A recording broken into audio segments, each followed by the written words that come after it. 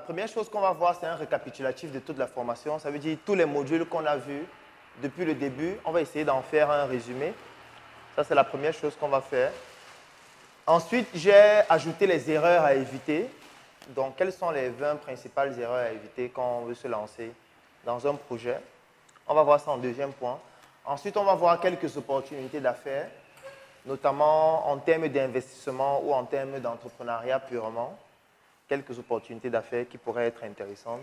Et on va terminer par le suivi, l'accompagnement, les supports et tout ce que ça comporte. Donc, comme j'étais de disance, après ce module, le module suivant sera uniquement un brainstorming. Le brainstorming, ce sera dimanche, pendant la messe entrepreneuriale.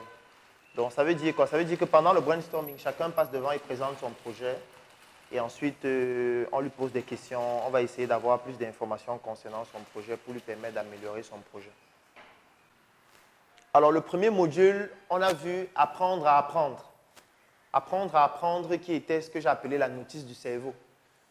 C'est dans cette discipline que nous avons vu la formule compréhension est égale à attention multipliée par le temps.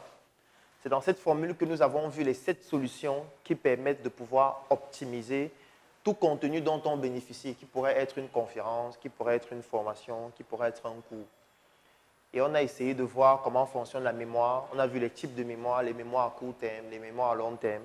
On a vu comment la mémoire fonctionne avec les influx nerveux qui se créent entre les différents organes de sens et la partie du cerveau qu'on appelle l'hippocampe. On a vu que la mémoire fonctionnait sur la base des influx nerveux. On a vu comment faire pour consolider les influx nerveux avec 2 solutions, ou plutôt 2 stratégies, la répétition consciente et inconsciente. Et ensuite, on a vu la charge émotionnelle. Ça, c'était apprendre à apprendre, qui devait nous permettre de pouvoir capitaliser au maximum sur tout ce que nous aurons à voir tout au long de la formation.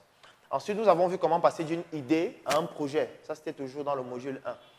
Et passer d'une idée à un projet, on a principalement vu l'équation entrepreneuriale X égale à Y plus Z, dans laquelle X était le problème qu'on a identifié.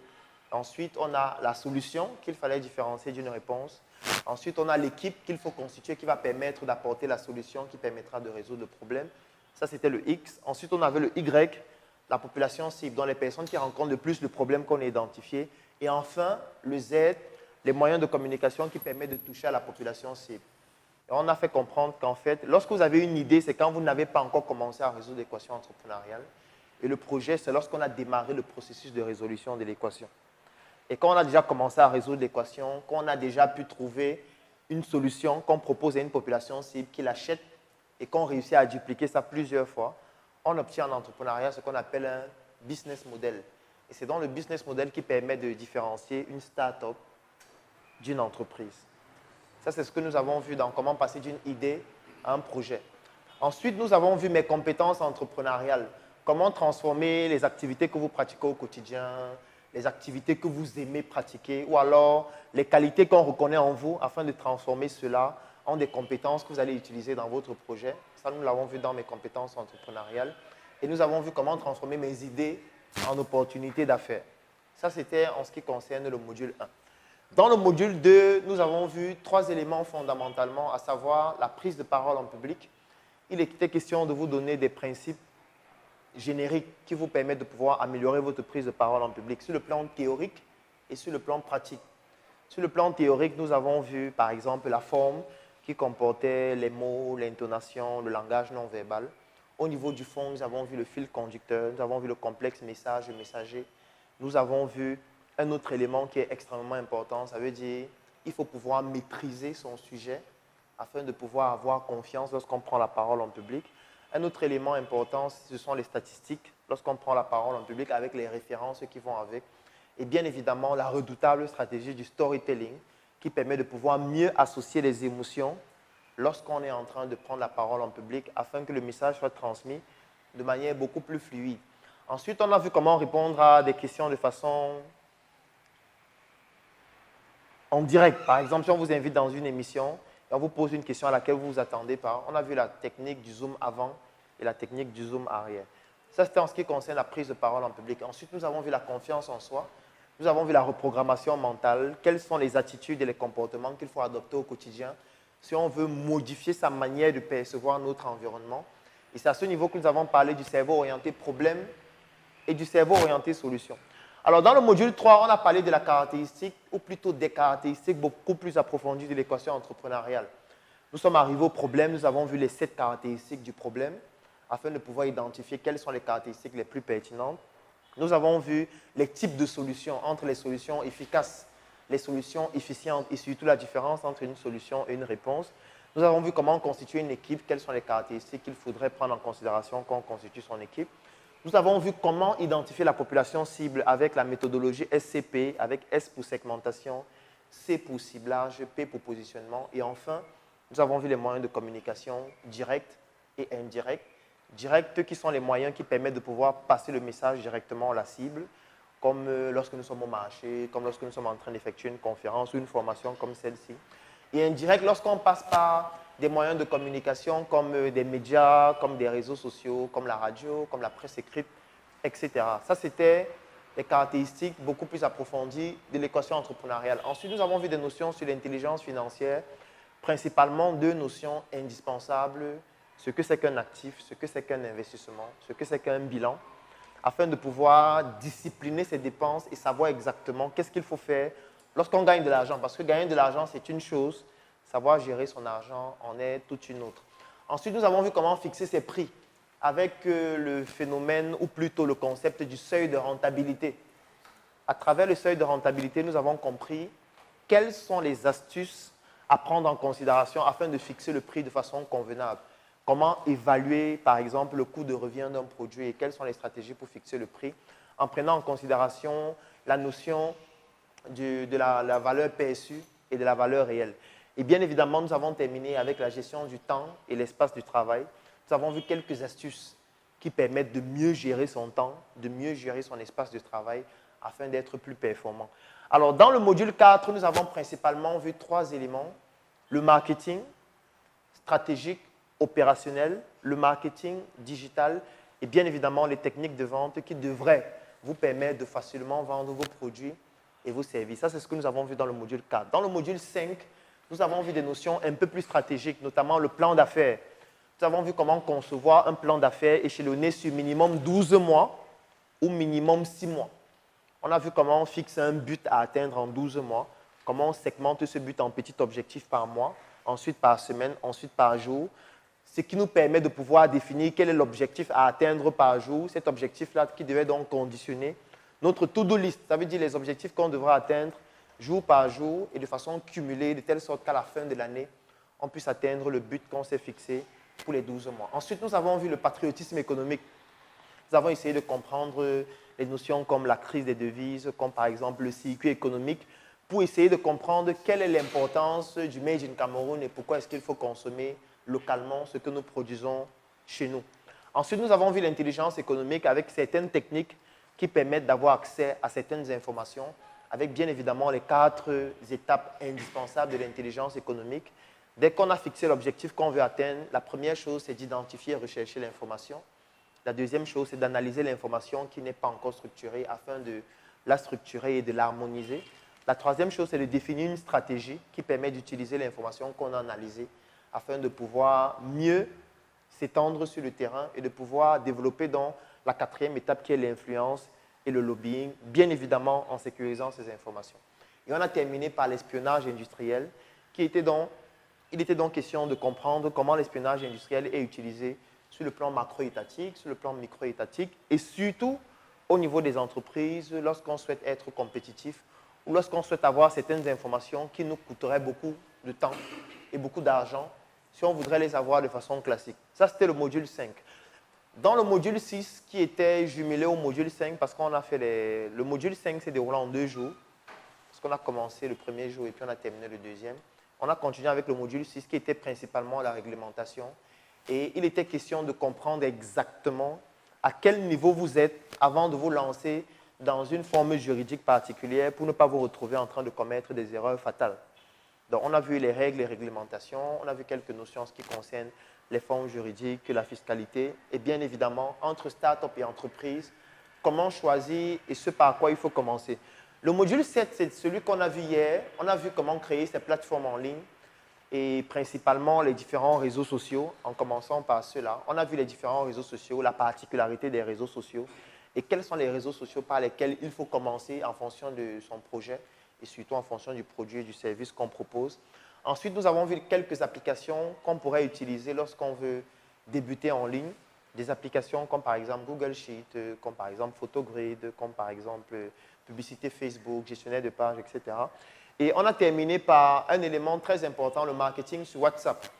On a vu comment ça fonctionne, on a parlé des listes de diffusion, on a parlé du contenu, comment créer un contenu, quelles sont les caractéristiques d'un contenu de qualité. Et c'est par ça que nous avons terminé hier. Donc voilà ainsi résumé en quelques minutes tout ce que nous avons vu depuis le début de la formation. Et vous êtes censé avoir une fiche pour chacun de ces modules qui résume chacun des modules. Donc normalement, chacun devra avoir ici 7 formats dans lesquels, sur chacun des formats, on a le résumé du module 1, du module 2, du module 3, du module 4, jusqu'au module 5. Parce que ça faisait partie des exercices à faire. Donc aujourd'hui, on va donc voir le dernier module, le module 8. Et je vais reprendre le sommaire. Donc en un, on va commencer par le récapitulatif qui vient d'être fait. Ensuite, on va passer aux erreurs à éviter. Après les erreurs à éviter, on va voir quelques opportunités d'affaires, comment investir, quelles sont les astuces à utiliser. Et enfin, on va terminer par le suivi et l'accompagnement. Donc, on passe directement donc, au deuxième point, les erreurs à éviter. Alors, c'est vrai que ça ne faisait pas partie du programme, mais j'ai trouvé qu'il était important d'ajouter ça. Mais il y a beaucoup d'erreurs qu'on a déjà eu à voir pendant la formation, donc je ne vais pas m'appesantir longtemps. Je vais juste faire un récapitulatif pour qu'on puisse toujours avoir en perspective quels sont les éléments qu'il faut toujours prendre en considération lorsqu'on veut mettre sur pied un projet. Alors, je commence les erreurs à éviter avec cette image que nous avons vue pendant la formation. C'est une image qui symbolise un appareil en médecine qui s'appelle l'électrocardiogramme, qu'on peut abréger ECG. C'est un appareil qui permet de mesurer l'activité électrique du cœur. En général, vous allez voir dans les hôpitaux des personnes qui sont touchées, notamment dans les services de réanimation. Il y a un appareil qui a tout à côté du lit, avec des électrodes sur la poitrine, sur les bras, sur les pieds. Et c'est un appareil qui permet de mesurer l'activité électrique du cœur. Et lorsque l'activité électrique du cœur est mesurée, elle est schématisée donc sur un écran qui montre des courbes qui sont comme celle-là.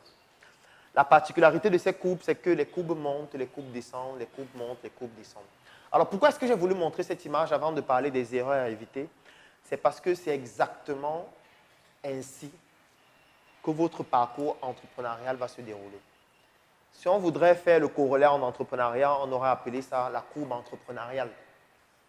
Ça veut dire que quand vous allez lancer votre projet, il y aura des hauts, il y aura des bas, il y aura des phases où il n'y a rien, où c'est tout plat, vous avez l'impression que vous ne foutez rien, vous n'avez pas d'entrée, rien ne fonctionne. Il y a des moments où vous replongez encore plus bas que vous ne l'étiez déjà. Il y a des moments où vous remontez et ce sera comme ça infiniment. Il n'y aura jamais un moment où c'est beau jusqu'à la fin, ça n'existe pas. Et qu'importe votre chiffre d'affaires, ça va se passer comme ça. Qu'importe votre activité, qu'importe le niveau que vous allez atteindre, ce sera toujours comme ça. Donc, il n'y a pas des gens qui entreprennent et qui n'ont pas la courbe ici. Qu'importe leur niveau. C'est juste que peut-être vous, quand vous commencez, vous êtes à un petit niveau. Donc, vous avez ce problème. Vous avez peut-être l'impression que c'est parce que vous n'avez pas beaucoup d'argent. Mais ce que vous devez savoir, c'est que plus vous allez monter et plus ce sera même pire.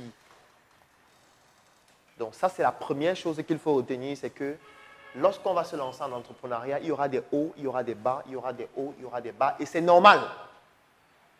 Ce n'est pas un problème. Quand il y a des bas, ce n'est pas qu'on vous a maudit. Ce n'est pas que c'est la malédiction. Ce n'est pas que les gens ne vous aiment pas. Ce n'est pas que vous êtes déjà devenu quelqu'un qui n'est pas recommandable. Non, c'est tout à fait normal que ça se déroule comme ça. Bon, après, s'il y a des bas tout le temps, c'est aussi un problème. Parce que s'il y a les bas pendant 1 an, 2 ans, 3 ans, il n'y a jamais de haut, c'est qu'en fait, le problème, c'est vous maintenant. Ce n'est plus la courbe normale. Alors, pourquoi aussi je prends cet exemple et je commence par là? C'est pour faire comprendre que la première erreur à éviter lorsqu'on se lance en entrepreneuriat, c'est de croire qu'il est possible de ne pas commettre d'erreur. Qu'importe les connaissances que vous aurez, qu'importe vos compétences, qu'importe votre talent, vous allez commettre les erreurs. C'est inévitable. Inévitable.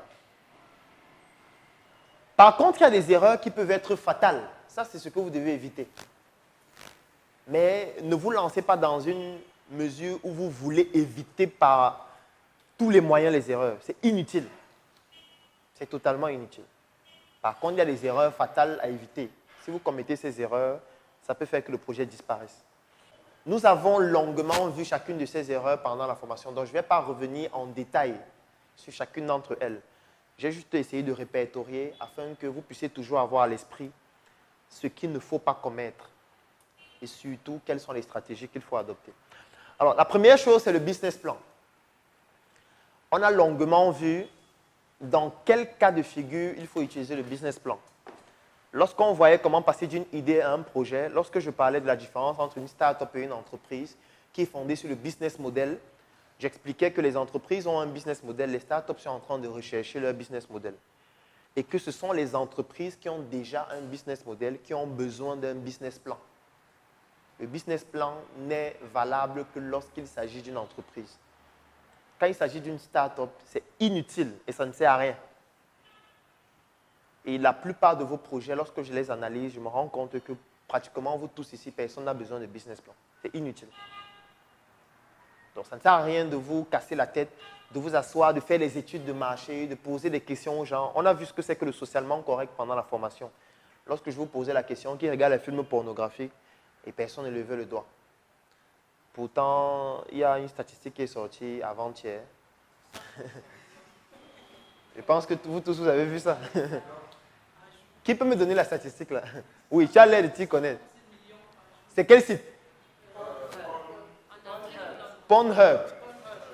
C'est le site internet qui a dépassé Amazon en termes d'audience. Est-ce que tu peux rappeler le nombre de personnes qui visitent le site par jour? On est à environ à 118, 120 millions par jour.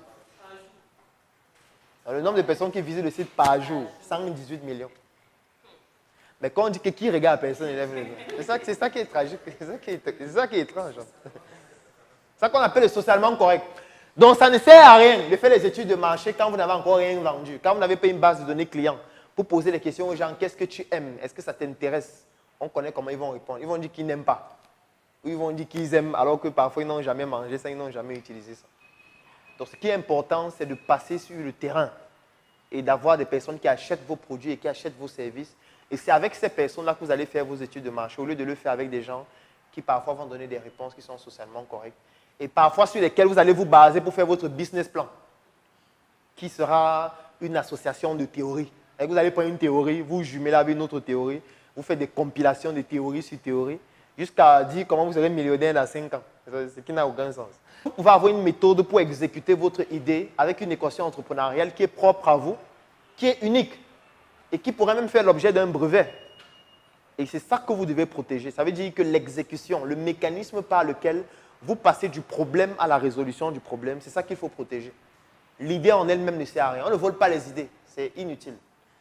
Donc quand vous avez un problème que vous avez identifié, c'est par là que le projet commence et non par l'idée. La troisième chose ou troisième erreur, c'est l'état d'esprit. Et là, on l'a vu dans la reprogrammation mentale. Que pour pouvoir bien comprendre son environnement, identifier les problèmes et apporter des solutions à ces problèmes-là, il faut avoir un cerveau orienté solution. Et pour avoir un cerveau orienté solution, il faut éviter d'être victime des messages subliminaux, d'être victime de son environnement, de son cercle d'influence, à travers ce qu'on écoute, à travers les gens qu'on suit, à travers les personnes avec qui on travaille.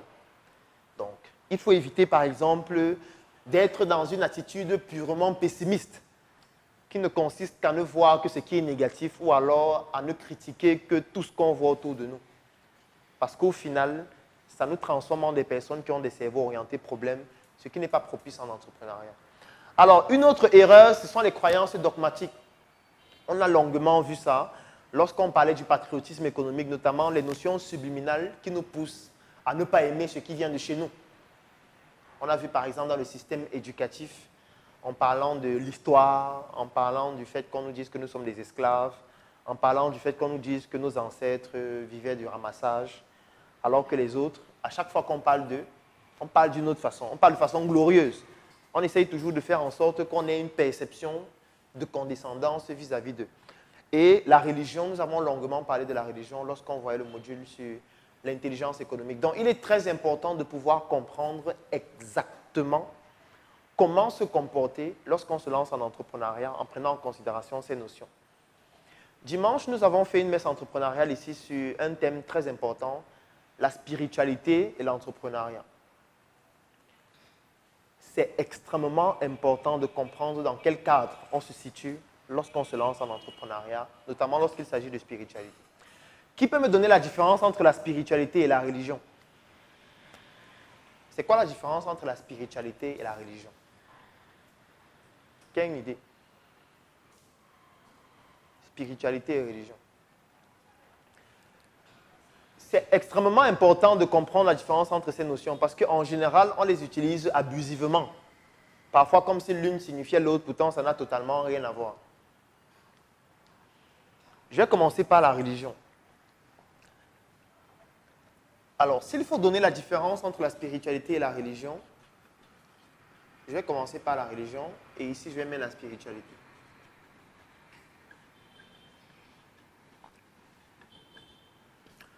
Première caractéristique de la religion, c'est que la religion possède une idéologie.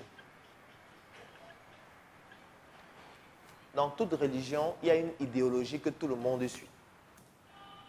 Dans toute religion. L'idéologie, c'est par exemple quoi? Si je prends par exemple la religion catholique, ils ont leur idéologie. Il y a des personnes en qui ils croient. Il y a des attentes qu'ils ont quand ils vont mourir. Il y a des endroits où ils vont quand ils meurent. Ça, c'est leur idéologie. Ça, c'est ce en quoi ils croient. Et ça a été mis sur pied antérieurement à ceux qui intègrent la religion à ce jour. C'est-à-dire que quand tu intègres une religion, tu es en train d'adopter une idéologie qui est antérieure à toi. Ça, c'est la première chose au niveau de la religion. La deuxième chose au niveau de la religion, c'est un groupe de personnes.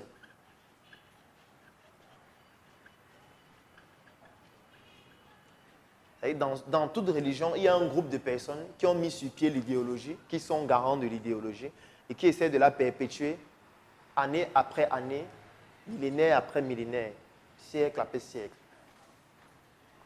Ça, c'est la deuxième caractéristique.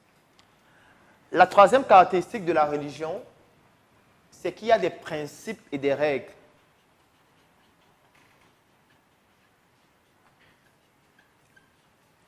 Il y a des principes et des règles à respecter pour être en harmonie avec l'idéologie. Par exemple, dans la religion catholique, les principes et les règles, ce sont les commandements. On va vous dire qu'il y a les 10 commandements qu'il faut respecter, avec tous les autres principes et règles. L'autre caractéristique au niveau de la religion, c'est que lorsque vous ne respectez pas les principes et les règles, il y a une punition. Si vous ne respectez pas les principes et les règles, il y a une punition. Exemple, lorsque vous allez mourir, il y aura le jugement dernier. Et il y a un monsieur qui sera là qui va dire, ok, toi, tu as eu à commettre 256 péchés. Et pour ça, tu n'es pas autorisé à entrer au paradis. Tu vas crever en enfer pour l'éternité. C'est une punition. Ça veut dire, si tu ne respectes pas les principes et les règles, tu es puni. Et on t'envoie en enfer. Donc, ce qui fait que tout au long de ta vie, tu dois respecter les principes et les règles pour ne pas être puni. Et qu'est-ce qui se passe? Il y a donc le groupe de personnes qui sont garants de l'idéologie, qui peuvent te pardonner. Ça s'appelle comment? La confession. Et tu peux venir dire que vraiment, j'ai beaucoup péché. Qu'est-ce qu'on peut faire pour moi? On dit, bon, ok, on va laver tes péchés. Pour laver tes péchés, tu vas donner tel montant, tu vas lire tel chapelet pendant tel nombre de temps, tu vas faire le jeûne pendant tel nombre de temps. Et dès que tu auras fait ça, on va laver tes péchés. Et tu pourras recontinuer ta vie normalement. Si tu pêches encore, tu peux revenir encore. On peut faire ça indéfiniment. Ça veut dire quoi? Ça veut dire qu'il y a un mécanisme de confession et qui est mis sur pied par, bon, ce n'est pas toutes les religions qui ont ça. Je prends juste quelques principes généraux pour que vous puissiez comprendre donc la particularité de la religion. Donc pour résumer, la religion, 1, il y a une idéologie. 2, c'est un groupe de personnes qui se mettent ensemble et qui croient en cette idéologie-là, qui sont garants de cette idéologie-là. Il y a des principes et des règles qu'il faut respecter. Et surtout, il y a une punition. au cas où vous ne respectez pas les principes et les règles. Alors, la punition est donc actée par deux entités suprêmes en général. Ça veut dire qu'il y a des entités suprêmes. Ces entités suprêmes-là sont donc à l'opposé l'une de l'autre. Ça veut dire qu'il y a une entité suprême qui garantit le bien et l'autre entité suprême qui garantit le mal ou qui est garant du mal. Alors, l'entité suprême en général qui garantit le bien, c'est Dieu. Dans certaines religions, ça peut s'appeler Allah ou toute autre chose. Et l'entité suprême qui garantit le mal, c'est le démon ou tout autre nom en fonction de la religion en question. Et si vous observez bien, dans toutes les religions, c'est régi comme ça. Après avoir donné cette définition, dans cette salle, qui est dans une religion? D'accord. Donc, dans toutes les religions, les principes sont régis de cette façon. Maintenant, il y en a plusieurs. Je pense que lorsqu'on a vu l'intelligence économique, j'ai essayé de donner l'historique de quelques-unes, notamment le judaïsme, la religion catholique, l'islam, le protestantisme et toutes les autres. Il y en a, on ne peut pas citer, les religions sont vraiment à l'infini. Même vous, vous pouvez créer une religion. Du moment où il y a ces principes, ce sera une religion, tout simplement. Vous pouvez décider de créer votre religion et votre idéologie, c'est de croire au poteau. Et vous croyez au poteau. Et vous vous réunissez une fois par an pour aller adorer les poteaux. Vous avez les statues de poteaux à la maison. Faites des prières aux poteaux. Ça, ce serait une religion aussi. Le potentastisme. Ça pourrait être ça le nom. Alors, la spiritualité n'a rien à voir avec ça. La spiritualité, la première chose à prendre en considération, c'est l'expérience. La spiritualité met en avant l'expérience que vous avez entre une entité qui est immatérielle et une entité qui est matérielle, qui est vous. Donc c'est le rapport entre ce qui est immatériel et ce qui est matériel. Et c'est une expérience que vous vivez. Ça, c'est la première chose. La deuxième chose, comme je l'ai dit, il y a une relation entre l'entité matérielle et immatérielle. Et la troisième chose, c'est que dans la spiritualité, il n'y a pas de groupe de personnes qui sont garants, il n'y a pas de principes et règles à respecter, et que si tu ne respectes pas, tu vas au paradis ou en enfer. Et quelque chose de très important, dans la spiritualité, il n'y a pas d'entité suprême.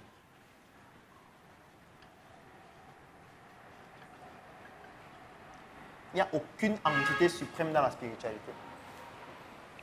Qui peut me donner un exemple de spiritualité? Pardon? Confucius, par exemple. Quoi d'autre? N'allons même pas loin, restons ici. Un exemple de spiritualité. Pardon? Le culte des crânes. Oui, le culte des crânes, c'est une spiritualité, ce n'est pas une religion. Pour plusieurs raisons. La première raison, c'est que dans cette spiritualité, il n'y a pas d'entité suprême. Et un élément extrêmement important, il n'y a pas de créationnisme.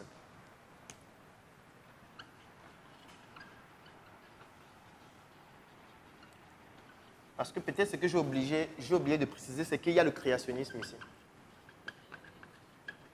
Alors le créationnisme, ça veut dire qu'il y a une entité qui est à l'origine de l'humanité, qui a créé l'humanité, qui a créé les êtres humains, qui a créé l'homme, qui a créé Adam, Ève, machin, tout ce que vous imaginez là.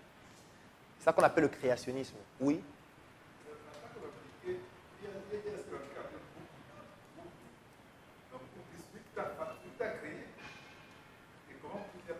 J'en viens. Allons posément. Alors, lorsque je dis qu'il n'y a pas de créationnisme, c'est parce que quand on a vu l'intelligence économique, je vous ai fait comprendre que en créant la religion catholique, leur stratégie c'était laquelle lorsqu'ils voulaient étendre leur territoire, c'était d'abord de faire venir les missionnaires. Les missionnaires venaient avant les soldats. Alors quel était le rôle des missionnaires? Ils avaient compris qu'on ne peut pas facilement commander des gens si ces personnes restent dans leur culture et dans leur tradition.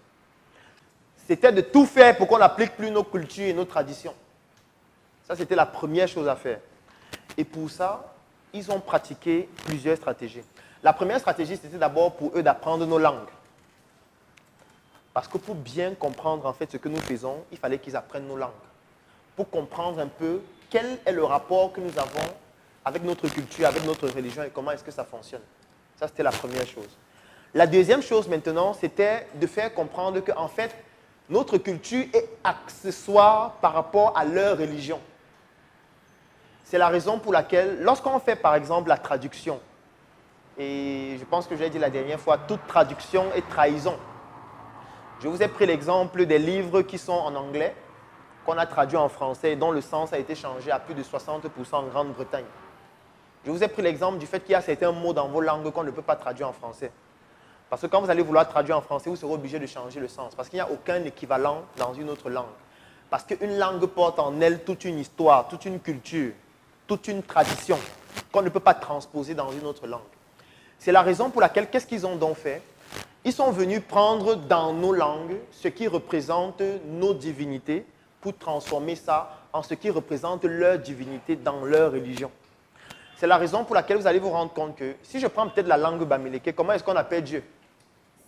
Ce qui est une aberration, parce que si vous connaissez bien votre langue, si ça ne veut pas dire Dieu. Ça veut dire la terre où résident nos ancêtres, ça veut dire où résident nos divinités. Ça, c'est l'une des stratégies qu'ils ont utilisées pour nous faire comprendre qu'en fait, vos ancêtres intercèdent pour vous auprès de Dieu. Ce n'est pas eux la divinité. Ça, c'est une nuance qui est très importante à comprendre. Dans la langue bamileke, il n'y a aucun mot qui veut dire Dieu. Aucun mot, de façon étymologique. Parce que dans nos langues, dans nos cultures, dans nos traditions, il n'y a pas de divinité créationniste. Et je tiens à préciser que la culture que nous appliquons, c'est la culture la plus pratiquée au monde. Par 5 milliards de personnes. Je vous ai pris l'exemple la dernière fois avec les Japonais qui pratiquent le shintoïsme, qui est identique à ce que nous faisons ici. C'est exactement la même chose. Je vous ai pris l'exemple avec les Chinois, qui est aussi un peuple non déiste. Eux, ils pratiquent une spiritualité, ne pratiquent pas de religion. C'est-à-dire qu'il n'y a pas de créationnisme, il n'y a pas un Dieu créateur. Donc, il faut faire une nuance très importante entre la spiritualité et la religion. Je vais même aller plus loin. Dans la spiritualité, on ne prie pas. Il n'y a pas de prière. Je vais prendre un autre exemple. Lorsque, pour ceux qui ont déjà eu à faire le culte des crânes, on ne prie pas les crânes. C'est interdit. On ne va pas demander au crâne que oui, je veux réussir à mon examen. Ou voilà mon stylo, bénis mon stylo pour que je réussisse. Ce qu'on fait dans la religion. Parce que moi, j'ai été servant de messe pendant 15 ans. J'ai servi des messes où on bénissait les stylos. Et c'était payant. Ça veut dire que, par exemple, ceux qui vont faire le bac, ils viennent à une messe, chacun vient avec son stylo. À un moment donné, chacun lève le stylo. Et puis on verse l'eau bénite. Allez-y, mes enfants. La réussite est à vous. Dans la religion, dans la spiritualité, ça ne se fait pas. C'est même une aberration, c'est même stupide. Et c'est interdit, pourquoi? Parce que ça met en avant la paresse intellectuelle. Ou plutôt la paresse de façon globale. On ne prie aucun ancêtre, on ne prie pas les ancêtres. On ne demande pas aux ancêtres de vous protéger contre les maladies, de vous aider face à certaines situations. Pourquoi? Parce que la spiritualité est calquée sur le fonctionnement de la nature. La spiritualité est calquée sur le fonctionnement de la nature. Et je vais vous prendre quelques exemples. Ce qui n'est pas le cas dans la religion. La religion a érigé certains éléments de la nature comme étant des êtres suprêmes. Exemple, dans la spiritualité, dans la religion, les êtres suprêmes, ce sont les êtres humains. C'est la raison pour laquelle, lorsqu'on dit que vous mourrez, vous partez en enfer, vous partez au paradis, etc. Moi, la question que je vais vous poser, c'est, nous sommes en décembre, n'est-ce pas? Il y a des gens qui mangent les poules. Bon, quand le poulet est déjà mort, il part où? En enfer ou au paradis? Le porc, quand le porc meurt, il part où? Quand le chien meurt, il part où? Quand vous coupez une plante, vous faites le zoom avec, vous préparez, la plante, elle part où? C'est une question que vous devez vous poser. Et c'est une question qu'on ne se pose jamais. Et en général, même quand on pose la question, elle est taboue. Elle est taboue pourquoi? Parce que la religion a érigé l'être humain comme étant l'être suprême dans la nature. Ce qui est une aberration. Parce que ce que vous devez savoir, c'est que l'être humain n'est pas plus important qu'une mouche. Un être humain n'est pas plus important que les vers de terre. Un être humain n'est pas plus important que les lapins. Je pense que vous savez quand même que s'il n'y a plus de vers de terre, il n'y a plus d'agriculture. Pour ceux qui ont des notions quand même en agriculture, vous savez qu'un sol ne peut pas être fertile s'il n'y a pas de vers de terre. Donc s'il n'y a plus de vers de terre, il n'y a plus d'agriculture, il n'y a plus d'alimentation, l'être humain meurt.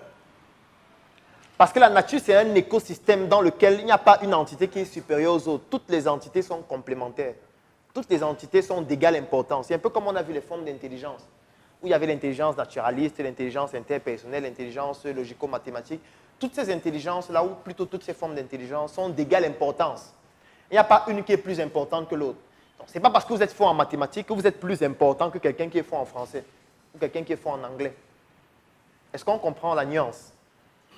Et c'est donc ça le problème avec la religion qui a érigé certaines catégories de l'écosystème de la nature comme étant les catégories supérieures ou des êtres supérieurs. Ce qui n'est pas le cas dans la spiritualité. La spiritualité a une particularité, c'est de se calquer sur le modèle de la nature. Je vais vous prendre un autre exemple. Dans la nature, il n'y a pas d'entreprise de nettoyage des ordures et des déchets. Ça n'existe pas dans la nature. Dans la forêt, il n'y a pas une entreprise qui vient nettoyer les déchets pour aller jeter. Ça n'existe pas. Parce que la nature est tellement intelligente que la nature ne produit pas de déchets qui ne soient pas réutilisables par la nature elle-même. L'être humain, c'est le seul qui produit des déchets qu'on ne peut utiliser, que personne d'autre ne peut utiliser. C'est pour ça qu'il y a Isakam, pour pouvoir venir prendre nos déchets. Dans la forêt, il n'y a pas d'Isakam. Dans la forêt, tous les déchets qui sont produits sont réutilisés d'une autre façon. La nature est ce qu'il y a de plus scientifique dans le monde. C'est la raison pour laquelle, actuellement, les nouvelles technologies se basent sur la nature.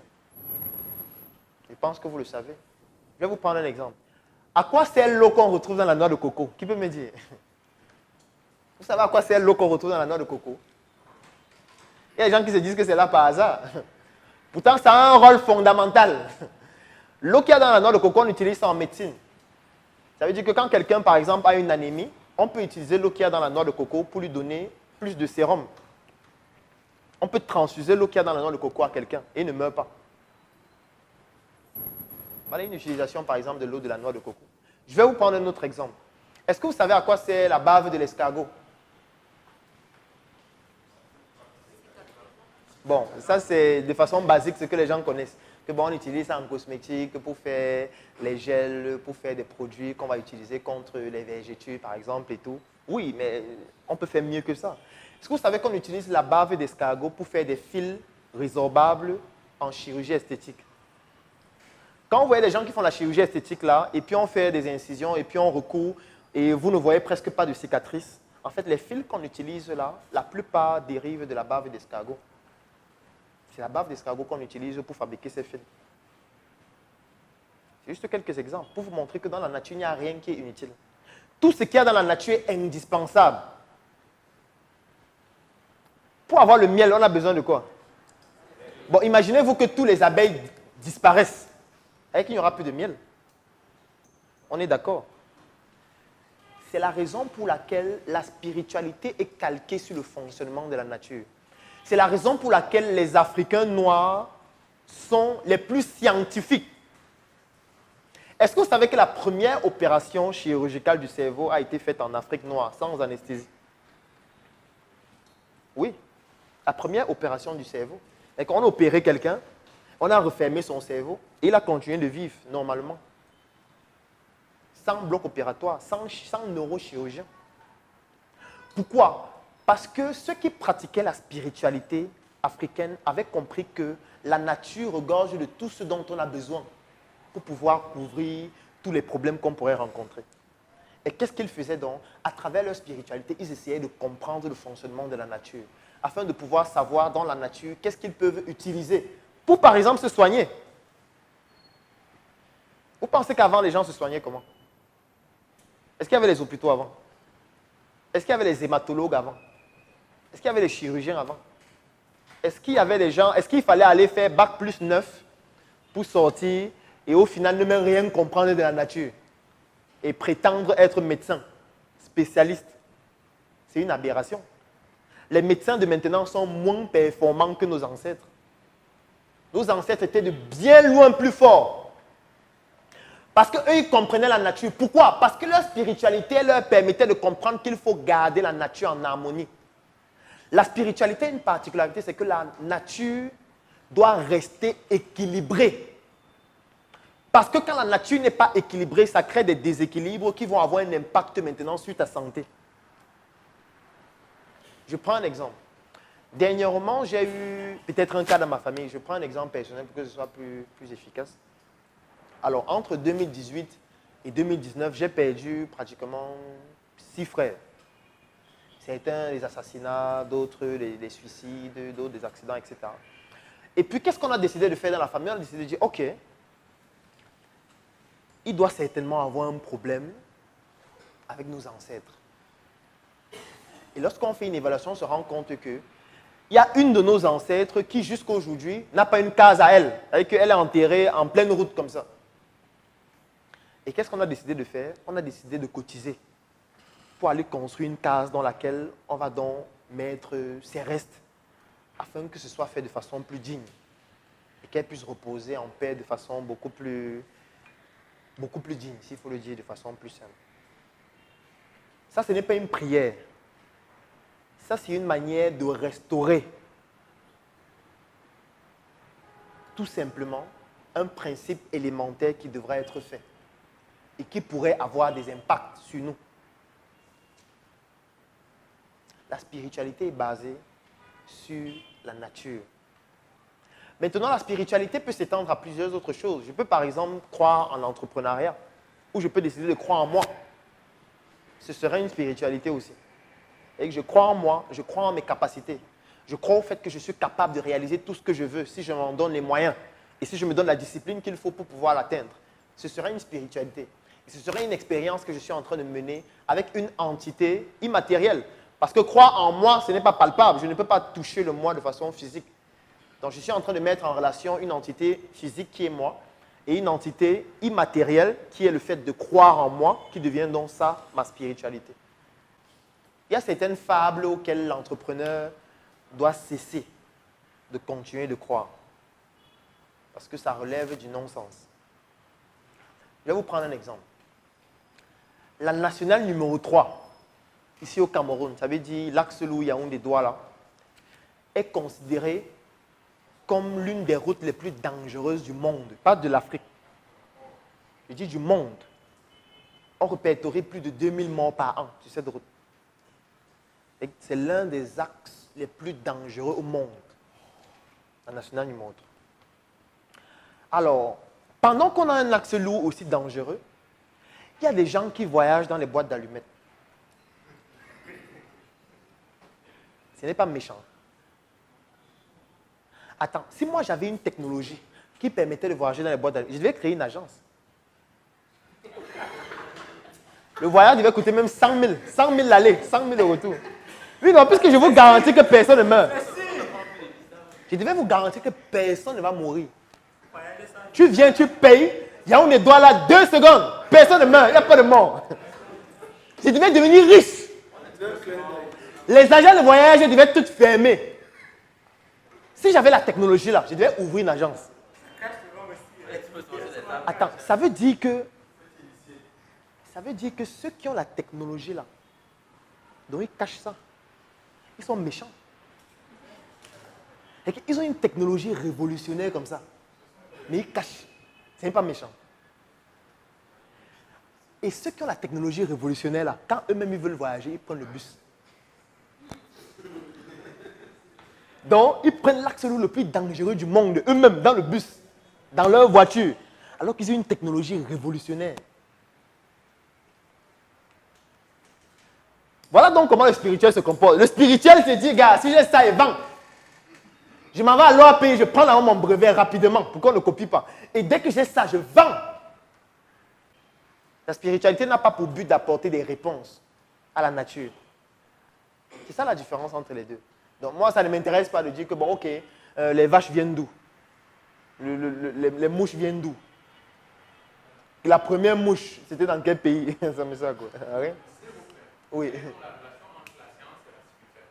Entre eux, La spiritualité s'inspire de la science à travers la nature. Tout simplement. Puisque la nature, c'est la science. Vous êtes d'accord avec moi? Est-ce que vous connaissez les premiers... Aujourd'hui, on parle de plaques photovoltaïques. Mais ça, c'est... Je veux dire, ça ne représente même pas ce que la nature est capable de faire. Je pense que vous savez ce que c'est que la photosynthèse. La photosynthèse, en fait, c'est exactement les plaques photovoltaïques en plus performantes et avec moins de coûts. Les plaques photovoltaïques découlent de la reproduction d'un événement qui se produisait déjà dans la nature qu'on appelle la photosynthèse. C'est exactement ça qu'on a essayé de reproduire sur le plan scientifique avec ce qu'on utilise aujourd'hui comme pour dire que c'est l'énergie solaire. Parce qu'on a vu le documentaire de Huawei. Je pense que vous devez toujours retenir le documentaire là. Dans un documentaire où on interdit aux journalistes de filmer un bureau. Pas un laboratoire, de filmer le bureau. C'est-à-dire que les gars cachent le bureau. Et ce sont leurs techniques marketing qui leur permettent d'être compétitifs, qu'ils vont mettre dans un livre et vendre à 10 000. Alors qu'ils refusent qu'on filme le bureau. Donc vous devez comprendre que les livres de marketing, là, ce n'est que les généralités. Parce que le vrai marketing, la vraie comptabilité, la vraie gestion, c'est sur le terrain. Ce sont les choses que vous allez apprendre de façon opérationnelle. Je vais vous prendre un exemple. Il n'est écrit dans aucun livre de comptabilité qu'une entreprise doit avoir 3 ou 4 comptabilités. C'est écrit dans aucun livre. Pourtant, sur le terrain, toutes les entreprises ont plusieurs comptabilités. Pour ceux qui ont déjà été sur le terrain. Moi, je connais les entreprises, certains hôtels qui ont 7 comptabilités. Ici à Yaoundé. Donc, il y a la comptabilité des impôts. Il y a la comptabilité des employés. Il y a la comptabilité des investisseurs. Et même les investisseurs, il y a les catégories. Où certains ont certains rapports, d'autres n'ont pas.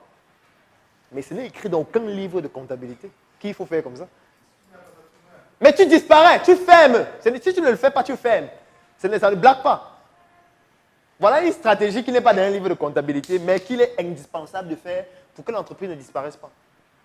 Et personne ne va écrire dans un livre que voici comment faire pour avoir 3 comptabilités. Comptabilité 1, voilà ce qu'il faut faire. Comptabilité 2, non, personne ne le dira. C'est pour ça que je dis toujours que l'école du blanc, les livres qu'ils nous ont donnés là, il faut qu'on considère ça comme étant des généralités. Et qu'on ne doit même pas utiliser ça pour être performant parce que les vraies stratégies, nous allons les découvrir nous-mêmes. Nous allons les créer nous-mêmes en étant sur le terrain. Donc, l'erreur, c'est de croire que vous avez lu beaucoup de livres et vous comptez sur ces livres-là pour être compétitif. Ça ne fonctionne pas comme ça. Ça ne veut pas dire qu'il ne faut pas lire des livres. Il faut quand même avoir ces généralités-là pour savoir comment vous pouvez faire pour les adapter et pour les améliorer. Alors, autre chose sur le secteur d'activité. On ne se lance pas dans un secteur d'activité en fonction de sa formation académique. Ça, c'est l'erreur que la plupart des gens commettent. Ça veut dire, vous avez par exemple une formation d'ingénieur en, je veux dire, poste et télécom, ou par exemple en travaux publics ou alors en génie civil, et vous voulez lancer une entreprise dans le génie civil forcément. Le problème que ça pose, c'est que parfois vous allez devenir un technicien de votre entreprise, un exécutant. Et vous allez avoir une vision qui est trop restreinte et qui ne permet pas de pouvoir rendre l'entreprise compétitive parce que l'entreprise a besoin que vous ayez des compétences dans plusieurs autres disciplines et une vision beaucoup plus large du projet. Ça veut dire des compétences en marketing, des compétences en communication, des compétences en comptabilité et dans toutes ces autres disciplines qui sont indispensables. Hein. Parce que quand vous allez vous lancer, vous allez uniquement regarder votre secteur d'activité et l'angle de vue que vous aurez sera très limité. Le meilleur moyen de choisir un secteur d'activité, c'est en fonction du retour sur investissement concernant les objectifs que vous vous fixez, qui peuvent être sur le court, sur le moyen ou sur le long terme. Parce que dès que vous choisissez en fonction du secteur d'activité, le secteur d'activité en fonction du retour sur investissement, ça va vous pousser parfois dans les secteurs d'activité dans lesquels vous n'avez pas de formation. Et ça va vous contraindre à vous former dans ces disciplines-là pour pouvoir donc atteindre les objectifs que vous vous fixez. Et si vous voulez forcément vous lancer dans un domaine d'activité dans lequel vous avez la formation, il faut donc avoir dans votre équipe des personnes qui ont des compétences complémentaires, pluridisciplinaires, et vous-même, vous devez rendre vos compétences pluridisciplinaires. Alors la famille. Au niveau de la famille, le problème qui se pose, c'est lequel? C'est le fait que quand vous vous lancez en entrepreneuriat avec un membre de votre famille, il y a un risque que vous courez, c'est le fait que les décisions seront difficiles à prendre. Et je reviens à ce qu'on a vu dans Apprendre à apprendre. Dans Apprendre à apprendre, on a vu qu'il y a une partie du cerveau qui s'appelle le cerveau limbique.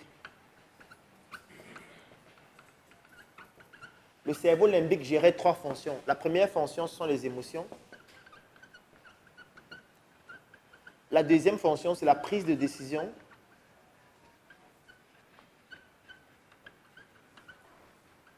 Et la troisième fonction, c'est la mémoire. Alors, quand vous vous lancez dans un projet entrepreneurial avec un membre de votre famille, qu'est-ce qui se passe? Ce qui se passe, c'est que les émotions entrent en jeu.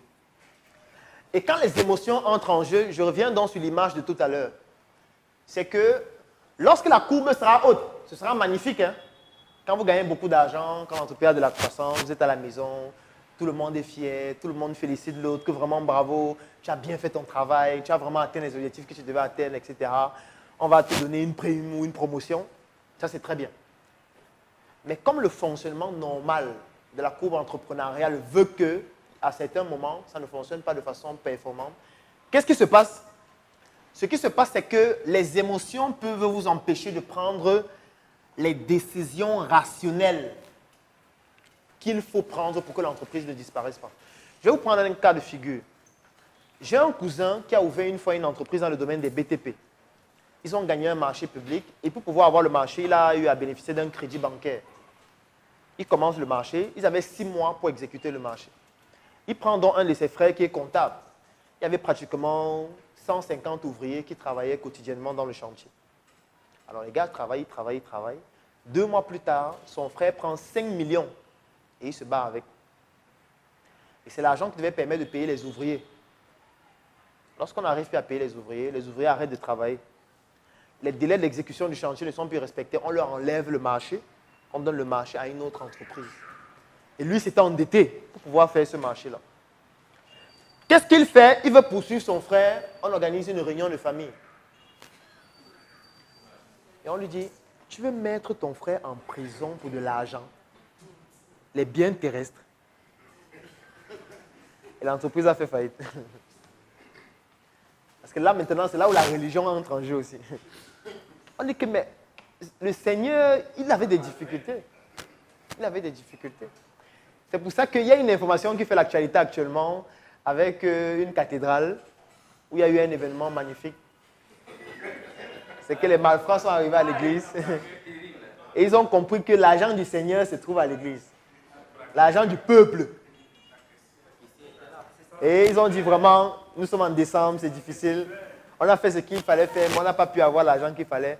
Donc tu vas nous donner l'argent que le peuple a donné. C'est l'argent du peuple, ce n'est pas pour vous. Et ils ont pris donc l'argent, ils sont partis. Donc en fait, la famille ici, le problème avec la famille, c'est que lorsque les émotions entrent en jeu, c'est difficile de prendre des décisions rationnelles. Ça veut dire comme le fait de virer, par exemple, ou de poursuivre quelqu'un qui a eu à commettre un impair dans ton entreprise. Donc moi, ce que je recommande, ce n'est pas une recommandation absolue. Peut-être vous avez une stratégie qui pourrait faire que ça fonctionne et que moi, je ne connais pas encore. Mais l'idéal, c'est de séparer, surtout au début, la gestion de votre entreprise et de votre famille. Et ne vous faites pas aveugler par les entreprises familiales. La plupart des entreprises familiales n'ont pas commencé avec les membres de la famille.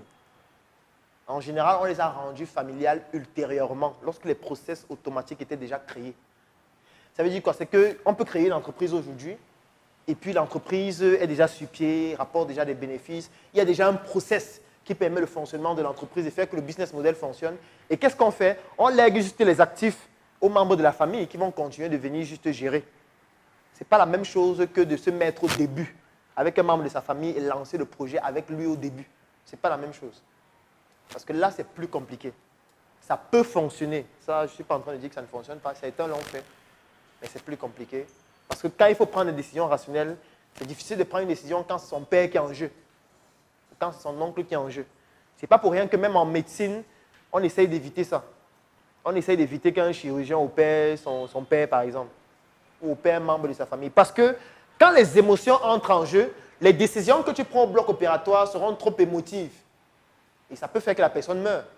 Et tu peux être au bloc là, la personne ne fait que saigner. Au lieu d'être serein pour essayer d'identifier le vaisseau qui saigne pour le clamper, toi, les émotions, tu dis, hey, il peut mourir, hein. Il peut mourir, il faut qu'on fasse vite. Toi, pourquoi tu as fait ceci? Et puis après, ça fait en sorte que la personne meurt réellement, juste parce que les émotions sont en train d'entrer en jeu. Il faut que tu opères quelqu'un que tu ne connais pas. Là, tu fais ce que tu as fait. S'il meurt, il est mort. Bon, on a fait tout ce qu'on a pu et puis voilà. Nous sommes désolés. Très compliqué. Alors, autre chose, ne pas écouter le marché, ça on l'a très bien vu. Le problème que vous avez identifié et qui est l'objet de votre équation entrepreneuriale, c'est un problème qui est dynamique. C'est un problème qui change avec le temps. Et quand le problème change, ça veut donc dire que votre solution aussi doit être dynamique. Donc, vous devez écouter le marché, voir les modifications qui se produisent afin de vous adapter. Au lieu de vouloir juste faire ce que vous aimez. Un exemple qui est légion dans le monde entier, c'est Nokia. On a une entreprise qui était le leader mondial et qui, à un moment donné, il y a une modification sur le marché parce que les gens commencent à utiliser les téléphones tactiles et eux, ils décident de ne pas faire de téléphones tactiles. Parce qu'ils se disent que non, les gens vont toujours utiliser nos téléphones. De toutes les façons, nous sommes les leaders. Un autre exemple près de nous, c'est Express Union. Je pense que c'est un exemple assez parlant. Il faut écouter le marché. Et quand le marché commence à changer, il faut s'adapter rapidement. Si vous perdez du temps, ça peut être fatal. Alors, la gestion des dépenses, on l'a vu déjà lorsqu'on parlait de l'intelligence financière, les actifs et les passifs, donc je ne vais pas revenir dessus. Mal choisir ses associés ou débuter seul, ou alors vouloir faire l'aventure tout seul, ça c'est dangereux. Vous ne pouvez rien construire de sérieux en étant seul. Vous pouvez commencer seul, mais vous ne pourriez pas aller sur le long terme en étant seul. Donc, il est donc extrêmement important de définir déjà l'idéologie, la vision que vous avez sur le long terme et de trouver les critères qu'on a vus lorsqu'on parlait des caractéristiques du problème et surtout de la constitution de l'équipe pour pouvoir faire en sorte que votre équipe puisse vous accompagner dans votre vision. Alors, vouloir réinventer l'eau chaude, ça c'est des gens qui ont peur de copier. Parce qu'il y a des gens, ils veulent créer. Ils veulent dire que moi aussi j'ai créé. Moi aussi j'ai innové. Je vous ai pris l'exemple hier avec l'application WhatsApp et les médecins. Comment nous on copiait. Tout le monde copie. Donc, moi, je ne comprends pas comment vous voulez ne pas copier sans argent. Alors que ceux qui ont les milliards, eux, ils copient. Il y a une étude qui a montré qu'aux États-Unis, les nouveaux iPhones, les technologies qu'ils introduisent à l'intérieur, ils les copient dans les startups aux États-Unis. Et qu'ils voient par exemple une start-up qui a eu à développer une très belle technologie, ils copient. Et vous, vous ne pouvez pas les gagner. Parce que même si vous partez en procès, ils vont gagner puisqu'ils ont plus d'argent que vous. Et en général, ce qui se passe, c'est que la personne devient de leur salarié. Si tu n'es pas têtu. Parce que si tu es têtu, tu dis qu'il va aller en procès, il va faire, bon, ok, le procès va d'abord faire peut-être 15 ans et tu vas perdre le procès. Parce qu'ils ont les meilleurs avocats, ils peuvent soudoyer les procureurs et faire tout ce qu'ils veulent. Et que si vous voulez entreprendre sans prendre des risques, c'est mieux d'être salarié. Ou c'est mieux de faire comme nos collègues qui sont au ministère de l'enseignement supérieur actuellement. Et de dormir. Et d'arriver là-bas avec sa couverture. Est-ce que vous comprenez même ce qui se passe dans ce pays? Parce que je ne sais pas si vous comprenez ce qui se passe. Est-ce que ce que j'explique maintenant là, vous comprenez ce qui se passe? Non, dire docteur, ce n'est pas bien dit. Ce ne sont pas des docteurs. Ce sont des PhD. Il faut préciser ça. Parce que quand on dit docteur, ça diminue. Ça diminue leur valeur. Ce sont des docteurs PhD qui sont couchés au pied du ministère avec les couvertures. Ils dorment la nuit parce qu'il ne faut pas que janvier arrive. Parce que si le 1er janvier arrive, on ne pourra plus les recruter dans la fonction publique. Il y a une qui a tenté de se donner la mort. Parce qu'on ne l'a pas recruté. Je ne sais pas quoi dire. Sincèrement. Je ne sais pas. Les mots me manquent. Pour qualifier les mots, cette fois M-A-U-X. C'est exceptionnel. Il n'y a pas, je ne sais pas comment on peut commenter cette actualité. Je ne sais pas. Donc, il faut seulement observer. Et en fait, c'est un message qu'ils ont en train de vous passer. Parce que j'ai l'impression que vous ne comprenez pas. Peut-être vous croyez que c'est un message puissant qu'ils sont en train de vous passer. Parce que les gens maintenant qui sont en Guayaquil, ils sont à soi, ils sont en train de se casser la tête du master pro, machin, PhD, machin. En fait, ils sont en train de vous dire ce qui va se passer après. Ils sont en train de vous dire qu'acheter les couvertures, C'est ça qui va se passer. Parce que le talent que vous avez là, on s'en fout de ça. C'est la couverture que vous allez utiliser. J'ai envie de dire, un étudiant qui est là à soi maintenant, ou en Guayaquil, il doit être inquiet pour son avenir. Il doit être inquiet. Il y a tout pour qu'il soit inquiet. S'il n'est pas inquiet, c'est que c'est lui le problème. Il doit commencer à se questionner maintenant. Comment je fais pour la suite? Parce que si nos aînés, qui sont PhD, dorment sur la couverture, c'est qu'il faut se questionner. Il faut se questionner. Il faut tout changer maintenant, avant que ça n'arrive. Éliminer les pauvres. Alors, trouver des raisons pour ne pas se lancer, c'est ce que j'appelle la procrastination. Ça, ce sont par exemple des gens qui, jusqu'à aujourd'hui, n'ont rédigé aucun projet. N'ont fait aucune publication en ligne. Ça, c'est la procrastination. Ils vont dire non, le boulot, je travaille trop. Non, je n'ai pas encore de projet. Non, je réfléchis encore. Je suis entre deux projets. Non, ça ne me parle pas encore mon projet. Ça, c'est la procrastination. Tout simplement. Si quelqu'un jusqu'à aujourd'hui n'a encore rédigé aucun projet, aucune publication, c'est qu'il est en train de procrastiner, tout simplement. Toutes les raisons qu'il donne, c'est pour justifier sa procrastination. Et quand vous commencez à procrastiner, même quand il faut écrire un projet d'une page ou deux, ce qui vous attend est violent et cruel. Et c'est un témoignage certain qui arrive dans quelques mois. En général, c'est ça qui va se passer. Alors, avoir peur des échecs, je pense qu'on en a suffisamment parlé. Quand j'ai montré la courbe entrepreneuriale tout à l'heure, je vous ai fait comprendre qu'il y aura toujours des échecs. Les échecs, vous devez considérer ça comme un apprentissage, comme une expérience qui vous permet d'apprendre et que vous allez donc utiliser pour mieux faire les activités prochaines et non commettre les mêmes erreurs tout le temps. Il ne faut pas attendre que le projet soit parfait avant de vous lancer. La première étape, quand on a identifié un problème et qu'on veut mettre sur pied une solution, c'est de commencer à communiquer dessus. Même si vous n'avez pas encore la solution faite, même si vous n'avez pas encore le produit sur place, il faut commencer à communiquer. Ça va vous permettre de comprendre d'abord si la solution que vous êtes en train de mettre sur pied est vraiment pertinente. S'il y a vraiment des gens qui sont prêts à payer pour avoir accès à cette solution. Et aujourd'hui, le digital permet de pouvoir comprendre s'il y a des gens qui sont prêts à payer pour ça. Et je pense que hier, quand les gens ont fait des témoignages par rapport à leurs publications, vous avez vu qu'il y a des gens qui ont fait des publications et puis ils ont pu avoir des ventes. Et que si vous faites une publication et puis rien que cette publication permet de vendre votre produit, ça montre à quel point c'est pertinent. Ça montre à quel point le business model fonctionne. Tout ce que vous aurez à faire, c'est de le rendre exponentiel et de créer des process qui vont vous permettre de l'automatiser.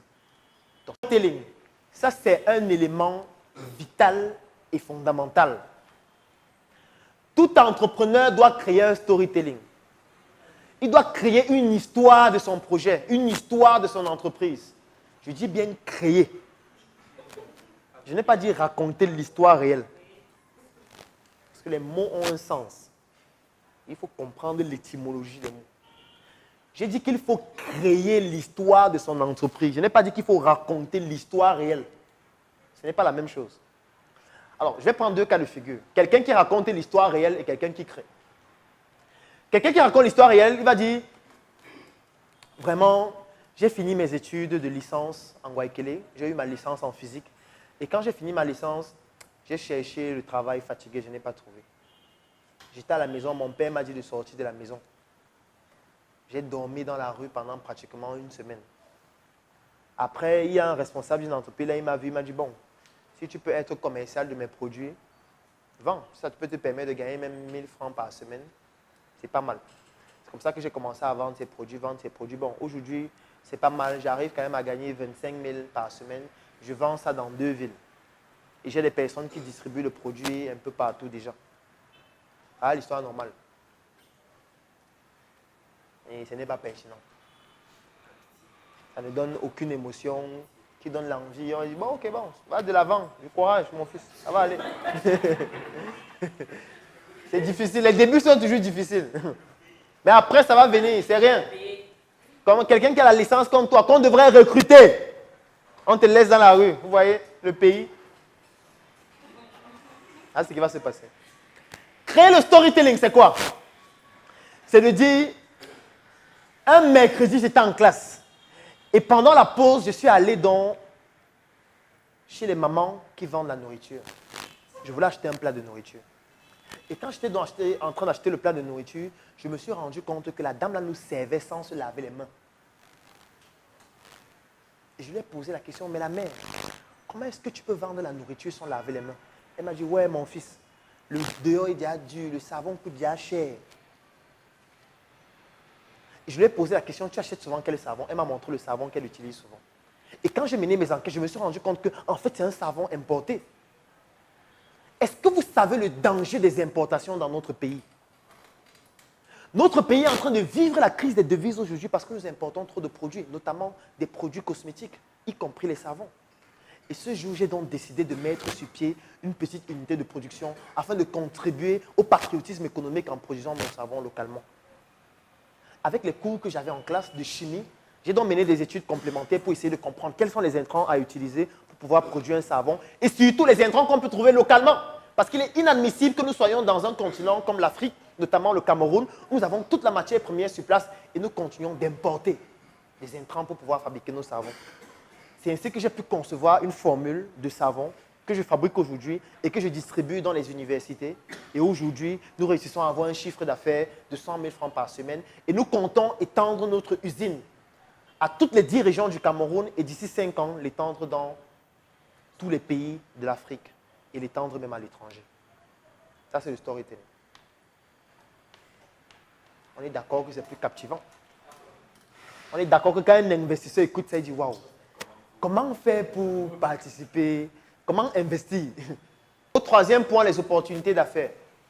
Alors, en ce qui concerne les opportunités d'affaires, je vais juste lister quelques-unes en expliquant simplement comment ça fonctionne. Mais c'est à vous de dénicher vous-même les opportunités d'affaires dans votre environnement. Alors, avant de présenter les opportunités d'affaires, je vais commencer par quelques principes simples à respecter lorsqu'on veut investir au Cameroun. Et ces principes découlent de ce qu'on a déjà vu tout au long des 1 mois de la formation. Alors, premier principe, investir signifie prendre un risque. Il faut toujours retenir ça. Quand on investit, on est en train de prendre un risque qui peut fonctionner comme qui peut échouer aussi. Il faut toujours intégrer ça dans votre tête. Que quand on investit, on peut perdre et tout perdre. On peut même investir, après on finit en prison. Et que tu as investi dans un projet et tu finis en prison. Ça, c'est important. Parce qu'il y a des gens qui investissent, ils sont seulement couchés là. Ils attendent que l'argent vienne. Que l'argent vienne. Non. L'investissement, c'est une prise de risque qui peut se solder par un résultat positif ou négatif. Et quand on a déjà intégré ça, ça permet de pouvoir sereinement gérer ses investissements. Sans se mettre trop de pression inutilement. Vous avez une obligation de moyens, pas forcément de résultats. Parce qu'il y a des résultats qui ne dépendent pas de vous. Vous vous levez un matin et puis Jumia a fermé. Ça ne dépend pas de vous. Et puis vous avez mis tout votre... Je vous dis comme ça, moi j'ai un ami qui a perdu 16 millions avec la fermeture de Jumia. Et que lui, il faisait son chiffre d'affaires uniquement pendant le Black Friday. Et que lui, il cotise son argent toute l'année. Et quand le Black Friday arrive, il va en Chine, parfois il va à Dubaï. Il achète la marchandise en grande quantité parce qu'il sait qu'il va vendre ça pendant le Black Friday. Et il dort un dimanche, il se lève le matin, Jumia est fermé. Le site ne s'ouvre plus. Vous pouvez imaginer ce qui se passe dans la tête d'un monsieur comme ça, qui vient de dépenser plus de 15 millions. Et là, c'est une décision qui ne dépend pas de lui. Et quand Jumia décide de fermer, est-ce que tu sais qu'ils vont fermer? Tu ne sais pas. Donc, tu peux mettre sur pied toutes les stratégies qu'il faut. Et après, il y a une contingence externe qui intervient et qui fait que le projet fasse faillite. Et ça ne dépend pas de toi. Et tu ne dois pas te lamenter pour ça. Tu dois juste comprendre que voilà, ça peut arriver. Et tu commences directement à réfléchir comment pallier au problème rapidement. Ça, c'est très important. Comment pallier au problème? Ok, j'ai donc une marchandise de 15 millions. Comment je fais donc pour écouler cette marchandise-là autrement? Au lieu de rester pleurer, d'aller à l'église, Seigneur, pourquoi tu me fais ça? Pourquoi? L'homme est mauvais. Pourquoi ils ne m'ont pas prévenu avant? Non, il n'est pas question de commencer à culpabiliser. Et à dire que j'aurais dû faire, j'aurais dû faire, j'aurais dû. Le fait est déjà là. Il est question de prendre acte et de pouvoir donc trouver une solution complémentaire. Business model fondamental. On n'investit pas dans une activité qui n'a pas de business model. On n'investit pas dans une activité qui n'a pas de business model. Et que si vous voulez investir dans un projet, la première chose que vous devez regarder, c'est quel est le business model? Est-ce que ça fonctionne? Je ne vais pas revenir sur ce que c'est que le business model, comment on l'évalue, on a déjà longuement vu. Donc, quand vous voulez investir dans un projet, il faut toujours regarder quel est le business model, comment il fonctionne. N'investissez pas sans comprendre le business model. Troisième chose, c'est la communication digitale. La communication digitale peut permettre à elle seule d'avoir un business model. On a vu les exemples hier avec les témoignages. Donc, je ne vais pas revenir dessus. Donc, le business model peut se créer très facilement en ligne. C'est pour ça qu'il est très intéressant de commencer toujours en ligne avant de l'étendre sur le terrain de façon opérationnelle. Parce qu'en ligne, c'est facile d'avoir un business model de façon plus rapide. Alors, autre élément, investissement par palier. Ça, c'est très important. Tant qu'on n'a pas de business model, l'investissement doit être le plus faible possible. Et moi, je recommande même que ce soit inférieur à 100 000 francs. Il n'est pas pertinent de dépenser plus de 100 000 francs quand on n'a pas de business model. Ce n'est pas utile. 100 000 francs, c'est trop. La première chose que vous devez faire, c'est comment on fait pour obtenir le business model. Je ne reviens pas dessus parce qu'on a vu comment on rédigeait des publications et obtenir des business models et ça ne vous a pas coûté 100 000 francs. Ça ne vous a même pas coûté, ça ne vous a même rien coûté. Parce que c'est possible de le faire. Donc, essayez d'abord de le faire avec très peu de ressources. Parce qu'on a dit qu'un entrepreneur doit trouver des solutions efficientes. Donc, des solutions qui permettent d'arriver à l'objectif en dépensant le moins de ressources. Quand vous aurez trouvé ces solutions, maintenant, vous pourriez plus investir dans ces solutions-là par palier pour avoir donc des résultats beaucoup plus efficaces avec des chiffres d'affaires beaucoup plus importants. Alors, il faut limiter au maximum les études. Quand je dis les études, ça veut dire quoi? Faire les études de marché, comprendre le comportement du consommateur, savoir quel est... Non, il faut limiter ça au maximum parce que ça pousse à la procrastination. La plupart des fois, quand on veut trop mener d'études sur le marché, on se retrouve en train de faire 2 mois, 3 mois, 4 mois en train de faire les études. Alors que pendant ces 3 mois-là, on aurait pu gagner déjà de l'argent. Parce que vos études, là, quand vous allez finir de faire vos études, là, vous allez venir maintenant confronter ça au client. Parce que c'est lui qui décide, ce n'est pas les études. Donc, il est donc préférable de se confronter au client le plus tôt possible, afin donc de pouvoir comprendre comment le client fonctionne et adapter maintenant le fonctionnement de ce client-là avec les stratégies que vous allez mettre de façon opérationnelle. Autre chose, c'est contourner l'obstacle. Il y a un formidable livre qui est parmi les supports que je vous ai donnés. Sun Tzu, l'art de la guerre. Qui l'a déjà lu? Sun Tzu, l'art de la guerre. Fondamental comme livre. Il faut le lire au moins 29 fois. Au moins, mais le minimum de fois, c'est 29. Alors, pourquoi est-ce que c'est un livre fondamental? Je vais vous donner 2 éléments importants dans ce livre. Sun Tzu, c'était un général chinois qui avait une particularité, c'est que lui, il aimait gagner des guerres sans combattre. Donc, il essayait toujours de réfléchir comment on peut faire pour gagner la guerre sans combattre, sans tuer même quelqu'un. Mais on gagne la guerre. Donc, il a eu à développer des stratégies efficientes qui permettent d'arriver au résultat qui est celui de gagner une guerre en dépensant le moins de ressources, en perdant le moins nombre d'hommes possible. Il a donc développé dans plusieurs stratégies. L'une des stratégies, c'est laquelle? Ça veut dire quoi? Il va par exemple venir dans une nouvelle colonie. Et qu'est-ce qu'il recommandait toujours à ses soldats de faire? C'est que lorsqu'on va encercler la colonie, parce qu'ils sont peut-être en train de dormir, on va les encercler. Quand on va les encercler, il faut toujours laisser un espace pour qu'ils puissent fuir. Il faut toujours laisser un espace pour que quand ils vont se lever et se rendre compte qu'on les a encerclés, qu'ils puissent fuir. Et ces soldats ne comprenaient pas pourquoi ils demandaient de faire ça. Ces soldats disaient que mes patrons, on les a déjà encerclés, tuons-les tous une fois. Il dit non, laissez un espace pour qu'ils puissent fuir. Ce qui fait que quand les gens se levaient et se rendaient compte qu'ils ont déjà été encerclés par tous les soldats et voyaient qu'il y a un espace pour fuir, qu'est-ce que les gens faisaient? Les gens fuyaient. Les gens fuyaient, les gens fuyaient. Un jour, il a dit que je vais donc vous expliquer pourquoi je vous demande de le faire, parce que vous ne comprenez rien. En fait, ce qui se passe, c'est quoi? C'est que si vous encerclez quelqu'un, il n'y a pas d'issue. C'est qu'il se lève, il se rend compte qu'en haut, c'est fermé, en bas, c'est fermé, à gauche, c'est fermé, à droite, c'est fermé, et qu'il n'y a pas d'issue, et qu'il va forcément mourir. Qu'est-ce qui se passe? Il y a une énergie qui se développe en lui qu'on appelle l'énergie du désespoir, qui provient du plus profond de ses tripes, qui va faire en sorte que même avec un cul-dent, il peut tuer 2 soldats.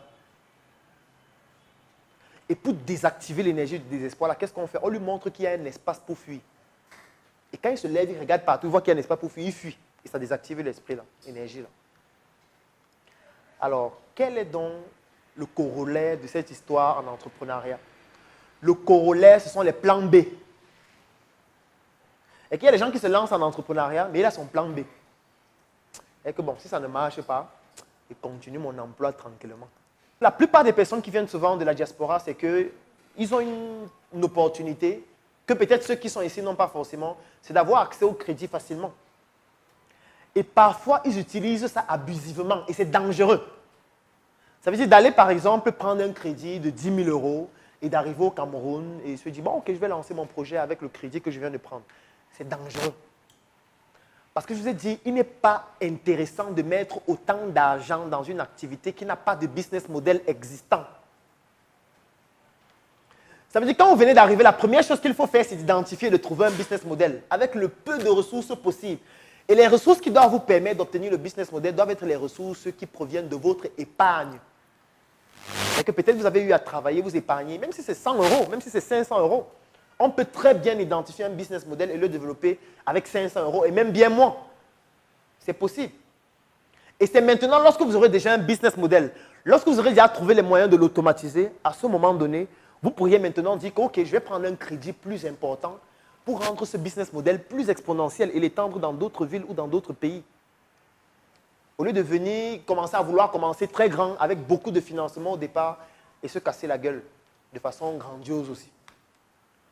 Alors, autre chose, c'est le fait que l'Europe, l'Occident, l'Amérique, l'Asie et l'Afrique, ce n'est pas la même chose. Je vais dire ça autrement. Parce que quand je dis que ce n'est pas la même chose, on dit, bon, on sait que ce n'est pas la même chose. Non? Comment tu dis que ce n'est pas la même chose? C'est parce que sur le plan des comportements et des attitudes, il y a des gens qui quittent l'Occident, ils arrivent au Cameroun et ils se comportent au Cameroun comme s'ils sont toujours en Occident. Et ça, c'est dangereux.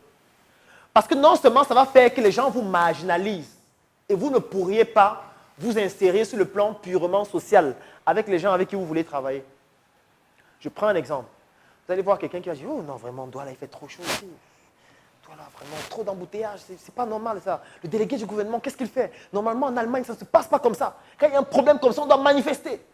Mon cher ami, nous sommes en Ndokoti. On n'est pas en Allemagne. On n'est pas à Paris. Il faut se comporter comme quelqu'un qui est en Ndokoti. Ça ne veut pas dire qu'on peut avoir un Ndokoti et qu'on peut résoudre. Ça veut dire qu'il faut d'abord être un observateur.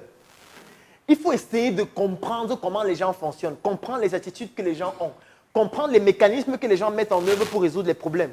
Et maintenant, à vous, à travers l'expérience que vous avez de ce qui s'est fait ailleurs, trouver quelles sont les solutions qu'on peut mettre sur pied de façon opérationnelle. Au lieu de vouloir toujours vous comporter comme si vous êtes en Occident. Vous arrivez en route, quelqu'un, un policier stoppe la voiture, et puis le taximan tend la main au policier comme ça, que gars, je n'ai pas grand-chose de juger. Non, ce n'est pas normal. La corruption, il faut la combattre. Non, je suis contre ça. Même si on doit rester ici pendant 5 heures de temps, on ne paye pas. Qu'il nous fasse un procès verbal. On ne peut pas continuer comme ça. Le pays doit changer. Parce que quand j'étais à New York, ça ne se passe pas comme ça. Mon cher ami, on n'est pas à New York. Vous allez donc rester là pendant 5 heures, pendant 6 heures, et vous allez attendre que le maire de New York vienne vous aider. C'est de ça qu'il s'agit. Donc, il faut comprendre que vous êtes dans un environnement qui est différent, où les gens n'ont pas les mêmes comportements, les gens n'ont pas les mêmes attitudes. Les structures qui fonctionnent en Allemagne, en France, aux États-Unis, ne vont pas forcément fonctionner ici. Moi, j'aime toujours prendre l'exemple d'une dame qui a suivi la formation ici à Douala. En fait, elle était aux États-Unis. Aux États-Unis, il y a un service qu'on appelle le home care. Ça veut dire que ce sont des personnes qui peuvent venir à la maison, peut-être une heure de temps pour faire le ménage, pour s'occuper de l'enfant, pour un temps bien précis. Après, ils s'en vont, ils sont payés par heure. Elle a voulu faire la même chose ici à Douala. Elle a pris des bureaux à Aqua. Elle a payé pratiquement 2 ans. Elle a recruté des personnels de ménage. Elle a fait des affiches. Elle a dépensé plus de 11 millions. Elle est passée dans presque tous les médias. L'entreprise a fermé 6 mois après. Parce que les gens veulent avoir une ménagère qui dort à la maison. Ok, tu viens faire 1 heure. Tu viens faire 1 heure comme ça. Donc tu viens vider la poubelle, tu repars. On veut quelqu'un qui dort là, qui va s'occuper des enfants à vie. Ça veut dire qu'elle a vu un truc qui fonctionne aux États-Unis. Donc, c'est un business model qui aux États-Unis fonctionne. Parce que les comportements et les attitudes sont déjà adaptés à ça. Elle a voulu transposer ça au Cameroun sans comprendre quelles sont les spécificités du Cameroun. Et elle a perdu plus de 11 millions. Il y a un autre qui dernièrement me disait vraiment, avec le problème de la monnaie, depuis là je prends le taxi, ils me disent qu'ils n'ont pas les pièces, je vais créer une application mobile qui va permettre au taxi de pouvoir faire la monnaie facilement. Attention. Nous ne sommes pas à New York, nous ne sommes pas en Nous sommes en Vocada. Et en Vocada, même Orange Money n'a pas encore réussi à faire ça. Ça veut dire que quand tu prends encore le taxi aujourd'hui, tu dis que tu as Orange Money, le taximan dit attention. Prends d'abord, fais un retrait. Tu prends l'argent cash, tu me donnes. Il ne veut pas les trucs de Orange Money. Alors qu'il a un compte Orange Money, mais il ne veut pas par Orange Money. Toi, tu veux créer une application. Tu es un génie en fait. Tu es un génie. Tu es un génie. Il faut d'abord évaluer et étudier l'environnement avant de mettre sur pied les solutions. L'autre chose, c'est l'intelligence économique en Occident. Et moi, voilà un élément où je pleure nos frères de la diaspora. Je les pleure. Ou je les implore de commencer à faire de l'intelligence économique. Parce que c'est ce que tous les autres font. En Chine, quand les gens ont le bac, les meilleurs étudiants chinois restent en Chine. Ils ne voyagent pas. Ils vont dans les universités chinoises. Ceux à qui on donne les bourses, ce sont les moins bons. C'est à eux qu'on donne les bourses parce qu'ils ont un travail d'intelligence économique à faire en Occident. Ça veut dire qu'ils partent là-bas, ils vont voir par exemple un bâtiment qui a une architecture bizarre. Ils vont dessiner, ils vont prendre des photos envoyées en Chine pour que les meilleurs étudiants là répliquent ça en Chine. Ils vont aller faire un stage dans une entreprise cosmétique. Ils vont évaluer comment ils font leurs formules. Ils vont voler les formules, ils vont envoyer en Chine pour qu'on reproduise ça en Chine. Voilà son travail performant. Quelle est la formule du McDonald's? D'où provient leur poulet?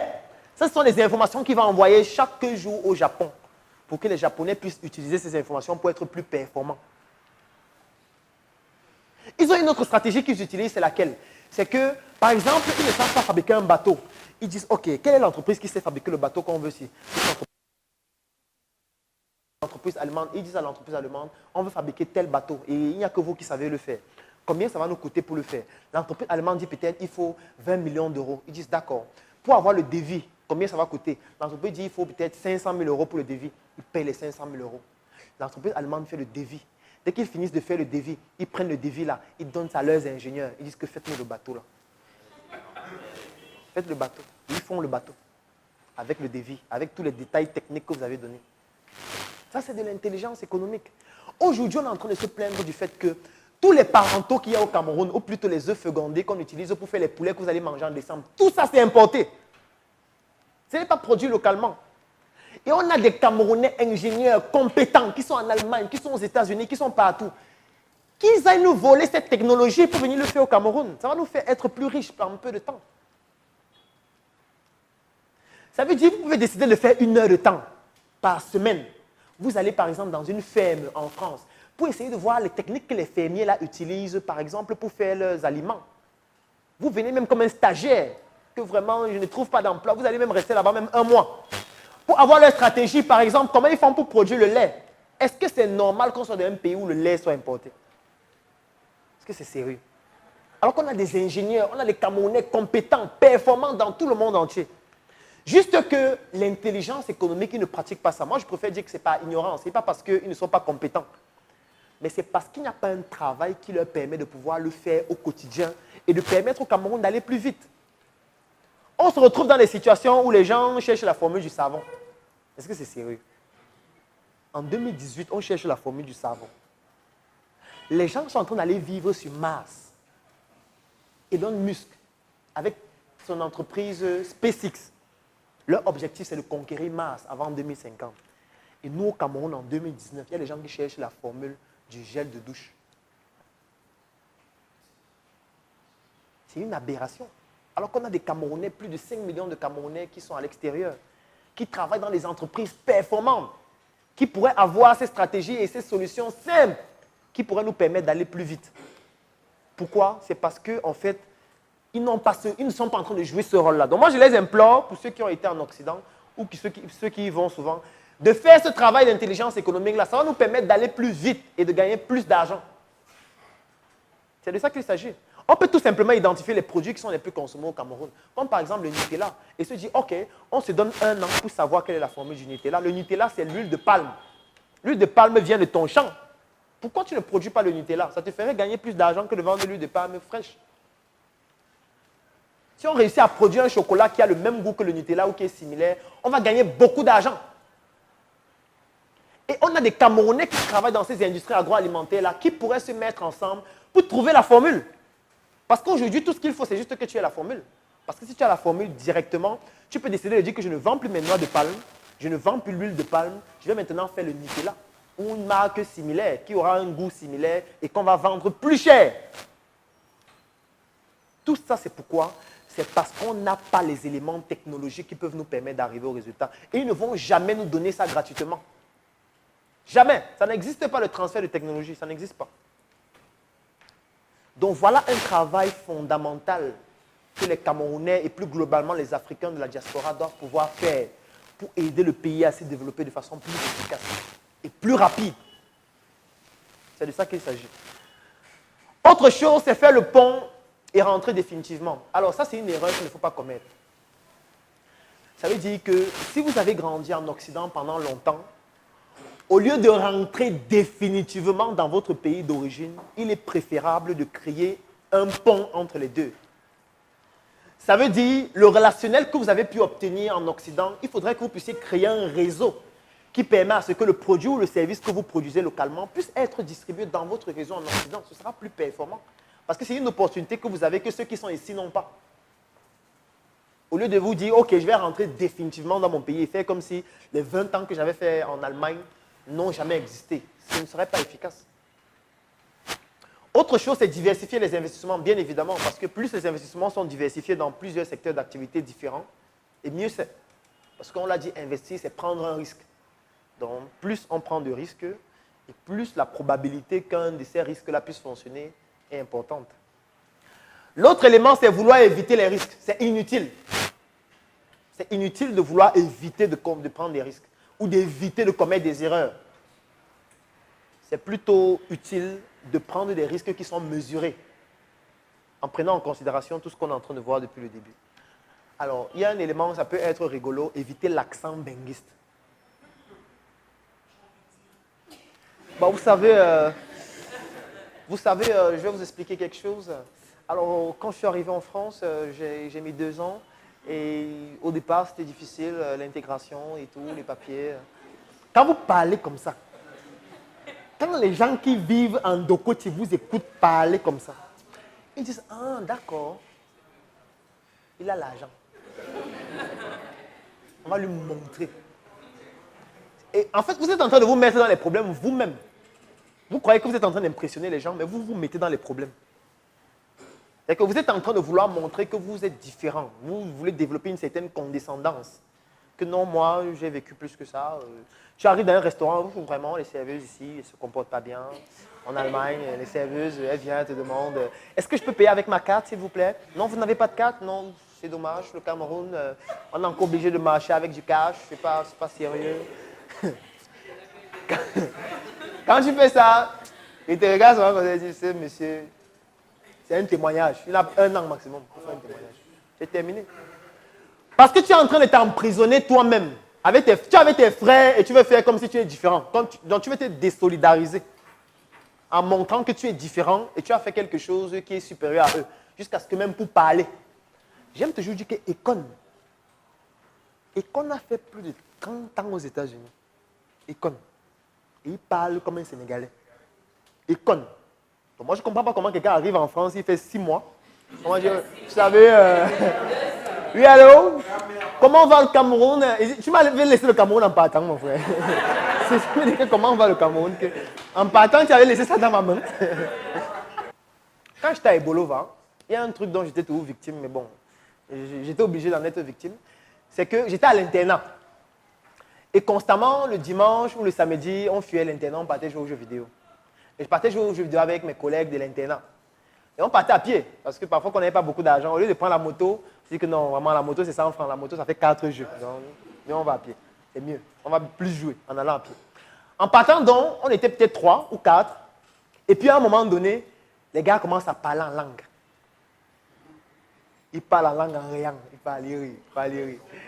Et moi, j'étais là comme un ting-ting. Tu es là, tu es obligé de vivre le martyr. Tu ne sais pas, est-ce qu'il parle de moi? Est-ce qu'il se moque de moi? Pourquoi il commence à parler en langue? Pourquoi machin? Mais en fait, c'était bien. C'est à toi de t'adapter, ce n'est pas aux autres. Quand tu viens dans un environnement, c'est à toi de t'adapter. Ce n'est pas aux autres de s'adapter à toi. Donc, si tu arrives dans un environnement où les gens parlent une langue, apprends la langue. Essaye d'apprendre à parler la langue ou au moins à comprendre. Parce que quand tu parles la langue de quelqu'un, il te considère comme son frère. Et ça, en business, c'est vital. Je dis, quand tu parles la langue de quelqu'un, il te considère comme son frère, même si vous n'êtes pas du même village. Ça se vérifie partout, même à l'hôpital. Moi, j'ai des collègues qui ne sont pas forcément de très bons médecins. Mais il y a des gens qui s'alignent devant leur bureau, juste parce que quand le patient va entrer, il va parler en leur langue. J'ai tellement de collègues comme ça. C'est-à-dire que le collègue l'a dit que non, le problème que tu as là, le spécialiste c'est tel, va le voir. Il dit non. C'est toi que moi il veut voir. Ce qui fait qu'il vient voir le médecin. Le médecin ne connaît pas ce qu'il faut faire. Le médecin est obligé d'aller voir le spécialiste pour dire que bon, le cas là on fait comment. Et il est obligé de venir donc prendre les recommandations du spécialiste, venir donner, parce que le patient ne veut pas voir le spécialiste. Le patient préfère le voir parce que lui parle la langue, c'est son frère. Ça ne joue pas dans le business.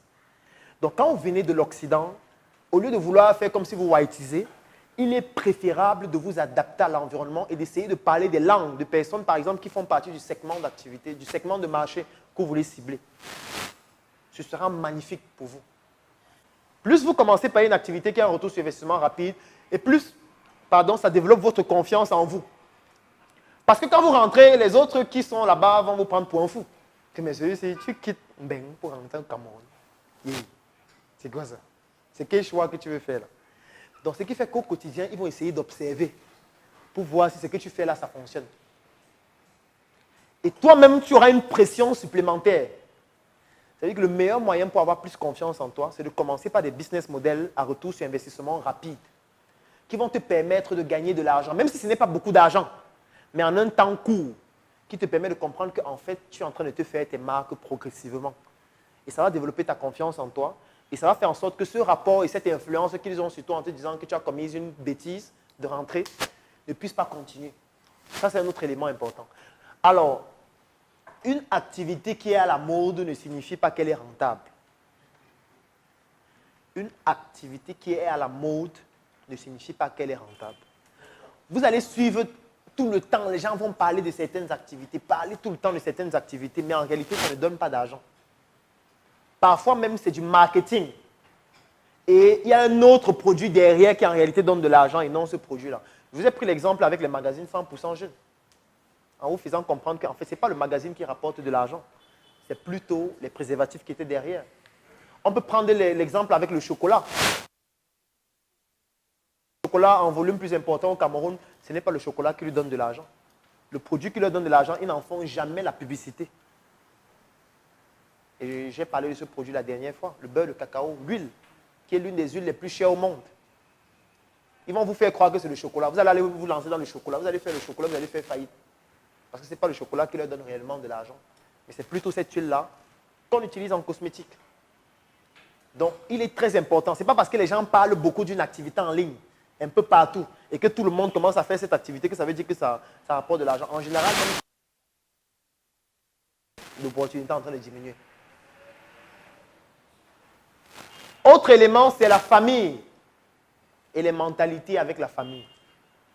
Ce qu'il faut savoir, c'est que quand vous avez vécu en Occident et vous rentrez au Cameroun ou en Afrique, votre famille se dit que vous êtes en train de commettre une bêtise.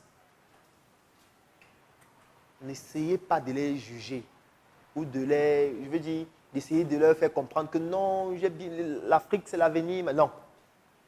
Il n'y a personne en Afrique qui sait que l'Afrique c'est l'avenir. Sauf ceux qui sont conscients des enjeux. Parce qu'avec tout ce qui se passe, quand on voit les PhD dormir avec la couverture, tu vas lui faire comprendre que l'Afrique c'est l'avenir comment. Quand le PhD dort avec la couverture, par terre. Donc, eux, ils sont dans un mindset différent, qui n'est pas le même que le tien. Donc, il est inutile de débattre avec eux au quotidien pour leur faire comprendre que non, tu as vu des choses qu'eux, ils ne voient pas. Ça, c'est la première chose. La deuxième chose, c'est que quand tu as de la famille au Cameroun et tu vas en Occident, on se dit que tu as beaucoup d'argent. Quand tu reviens, on se dit que tu as beaucoup d'argent et que tu es venu aider les gens, tu es venu sauver les gens, tu es venu sauver la famille. Tu es venu construire leur immeuble qu'ils attendent tant depuis des années. Alors que parfois, ils ne savent pas que tu t'es endetté et que là où tu es là, les gens t'appellent toutes les 2 heures que l'argent que tu me dois là, c'est à quel niveau? Ils ne savent pas, ils ne sont pas forcément conscients de ces réalités-là. Ce n'est pas forcément nécessaire de débattre avec eux, de leur expliquer que non, j'ai fait ceci, j'ai fait cela. Parfois, le silence est d'or. Parfois, essayer de comprendre comment les autres fonctionnent et de s'adapter à cela, juste pour ne pas avoir de conflit avec eux, est d'or. Moi, j'aime souvent le dire, moi, j'ai des parents qui sont purement chrétiens. Moi, quand j'arrive à la maison, on mange, on fait la prière, je prie avec eux. On finit de prier, je mange. Même si je sais que la prière qu'ils viennent de faire ne sert à rien. Et je n'ai pas besoin de faire un débat avec eux. Je n'ai pas besoin de voir ma mère dire que la mère, est-ce que tu sais que Jésus, là, c'est un monsieur qu'on doit juger. Parce qu'il est en train de créer trop de problèmes dans ce pays. C'est inutile. Parce que tu vas commencer à avoir un débat avec elle. Inutile. Il ne faut pas aller contre les perceptions des gens. Il ne faut pas aller contre le point de vue des gens. On l'a vu en marketing, on ne va pas contre les opinions. Quand tu vas contre l'opinion de quelqu'un, tu le radicalises. C'est inutile. N'essayez pas de vouloir changer les gens. C'est inutile. Chacun a vécu dans un environnement particulier, a eu à bénéficier de certaines connaissances et d'un certain patrimoine génétique qui font en sorte qu'ils ont une vision de la vie qui est différente de la vôtre. Donc, essayer d'imposer votre vision de la vie à quelqu'un d'autre, c'est inutile, c'est une perte de temps. Donc, ne jouez pas à ce jeu. Venez, faites ce que vous avez à faire, lancez-vous dans votre activité et essayez d'évaluer les indicateurs de performance qui vous permettent de comprendre que vous êtes en train d'avancer. C'est tout. N'essayez pas de démontrer quoi que ce soit à quelqu'un. Alors, pour terminer, le budget, comme je l'ai dit, doit être inférieur à 100 000 francs pour la première activité parce que vous devez d'abord avoir un business model avant de continuer. Autre chose, c'est séparer entrepreneuriat et religion, je dirais même de spiritualité. On l'a déjà dit. Start-up et entreprise, comment choisir entre les deux? Ça, je l'ai déjà très bien expliqué lors du module précédent. Éviter les copier-coller de ce qui se fait en Occident. Il faut toujours essayer de comprendre quelles sont les mentalités. Est-ce que ce qui se fait là-bas peut être reproduit? Si oui, en modifiant quoi, en ajoutant quoi, en prenant en considération quoi qui fait partie de des spécificités de l'environnement. Alors, ne pas déléguer des tâches incomprises. Ça, on l'a déjà vu. On ne délègue pas une tâche qu'on ne comprend pas. Jamais. On ne délègue pas une tâche qu'on ne comprend pas. Si vous êtes dans une entreprise, vous recrutez un informaticien qui doit faire votre site internet et vous n'avez aucune connaissance en informatique, il va vous escroquer. C'est comme ça. Si vous avez un comptable dans votre entreprise, vous ne comprenez pas la comptabilité, vous ne savez pas ce que c'est qu'un bilan, vous ne savez même pas lire un rapport comptable, il va créer une autre comptabilité dans votre entreprise. On ne délègue pas une tâche qu'on ne comprend pas. Il est important de faire une tâche ou d'avoir des principes généraux de fonctionnement de cette tâche avant de la déléguer à quelqu'un qui a plus d'expertise que vous, parce que ça va vous permettre de mieux dialoguer avec lui et de savoir exactement ce qui fonctionne, ce qui ne fonctionne pas, et surtout de donner un avis pertinent lorsqu'il produit un travail que peut-être vous ne jugez pas satisfaisant. Alors, autre chose, c'est éviter le manchon. Je pense que Jovier est mieux placé que moi pour le dire. Le manchon. Le bluff. Évitez de flasher les gens. Dernièrement, j'ai rencontré un monsieur là qui est rentré de la diaspora. Je lui dis, bon, ok, on doit faire un tour en ville là. Il dit, oh, j'ai pas de francs CFA sur moi, je ne sais pas comment on va faire. Je dis, mon cher ami, on change les devises partout. On est dans tous les carrefours. Il faut arrêter avec ça. Il faut arrêter avec ça. Il ne faut pas énerver les gens. Et tu n'as pas d'argent, dis que je n'ai pas d'argent, je paye. Ne dis pas que tu as les dollars, tu as l'or, tu as l'euro. L'euro, c'est quoi?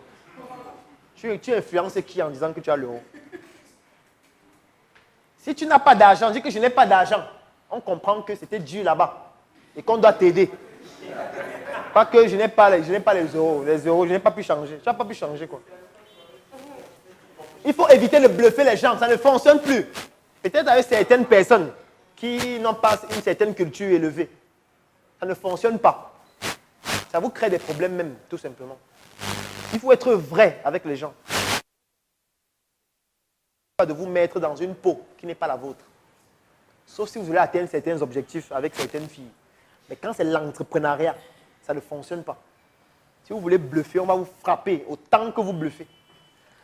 Alors, privilégier la production, bien évidemment, parce que l'avantage qu'on a lorsqu'on est en Occident, c'est qu'on a grandi dans un environnement où le secteur primaire est très développé, le secteur secondaire est très développé, le secteur tertiaire est très développé. Donc, il est question de s'inspirer de ces 3 étapes du système productif-là pour venir donc le faire aussi ici, en montant, par exemple, une petite usine de production ou de transformation d'une matière première en un produit à faible coût, parce qu'aujourd'hui, les machines, les appareils ne coûtent plus aussi cher qu'avant, notamment grâce à la Chine.